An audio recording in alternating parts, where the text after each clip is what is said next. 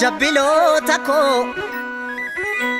ya jabbiloota odaa jala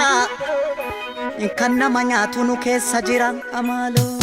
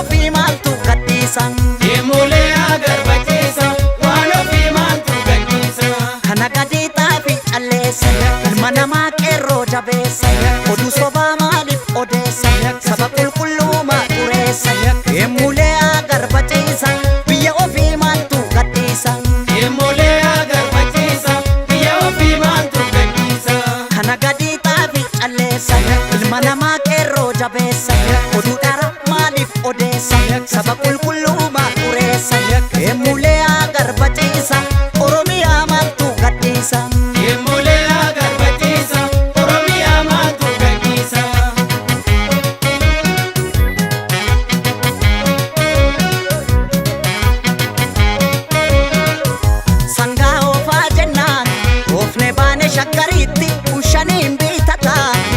Tamam bitagarini ya alama kawe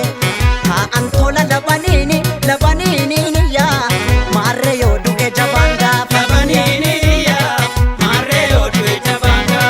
ya ambo ke salola ata shakkar gae matani apani so duge ilma jiram badu makani burre aga didu goso mas ilmati burre aga didu goso mas ilmati